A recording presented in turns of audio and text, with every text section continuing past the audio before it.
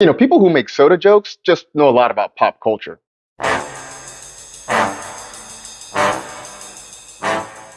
Welcome to the show to be named later, where we drink diet sodas so we can eat regular desserts. The 1980s were a turbulent decade. You had Nancy Reagan leading the war on drugs. Meanwhile, the country was still embroiled in the Cold War against the Soviet Union. It also gave us the Cola Wars, when Coke and Pepsi battled for diabetes-causing global beverage supremacy. And while most of us use the term war metaphorically, seems that some people at Pepsi took it very literally. For a brief moment in 1990, Pepsi was the sixth largest navy in the world in terms of ships owned. Yes, you heard that right. For a while, Pepsi had more battleships than most countries did. Maybe Pepsi got those warships to finish the job after Coca-Cola nearly torpedoed itself with New Coke. For years, the Soviets have been trading Stolichnaya vodka to Pepsi in exchange for Pepsi concentrate, which is what you would use to actually make Pepsi. PepsiCo had been given exportation and Western marketing rights to the Soviet vodka brand. Because of this deal, which had been going on since 1972, Pepsi became the first American consumer product to be produced, marketed, and sold within the Soviet Union. This was how the deal usually went down. The Soviets gave PepsiCo vodka, and PepsiCo gave the Soviets Pepsi concentrate. But in 1990, they decided to switch it up and trade 10 Navy ships for Pepsi.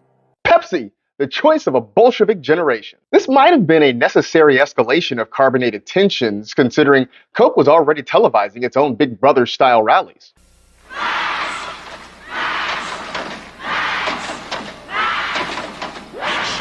Is this a private party or can any store crash? So, new Coke is catching on. The taste is better and newer than. You said the P word. So, what I want to know is, if you're drinking Coke, who's drinking Pepsi? If you can't beat it, catch the wave. Coke. I'm convinced Max Headroom was partially co-opted by a joint partnership between the Coca-Cola Company and the American Dental Association to try and drum up new customers. Not everyone wants to run with the crowd, but then again, how do you cut through the noise with a new product? Well, by having groups of young men race through abandoned urban wastelands, of course.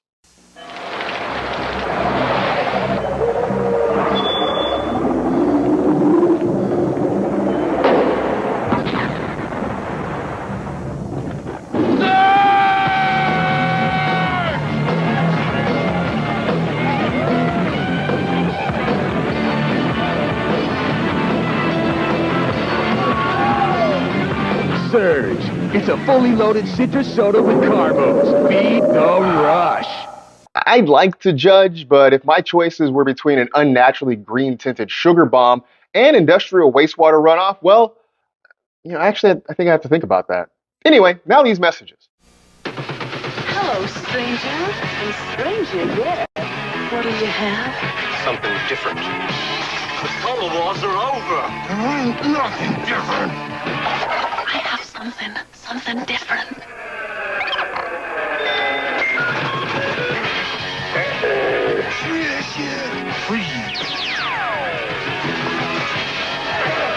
Better ice cold.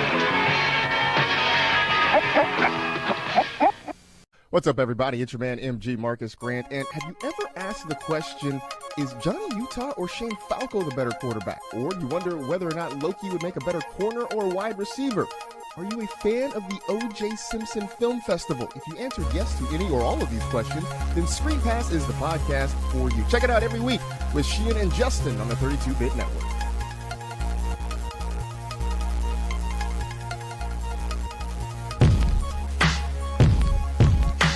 Hey, welcome back. Now, we know the way to get a lifelong customer is to hook them young. So why not create a flavor that evokes childhood? Hubba bubba me, hubba bubba you, hubba bubba bubble gum soda is new. Hubba bubba is so cool. Bubble gum soda, hubba bubba bubble gum soda. They got the bubbles, they got the smiles, they got the taste that's gonna drive you wild. Hubba bubba, bubble gum soda, love that hubba bubba bubble gum soda. I can feel my teeth rotting just watching that. But then again, maybe I'm not the target audience. I know my mom would buy this for me, I tell you. Really? Yeah, this is perfecto.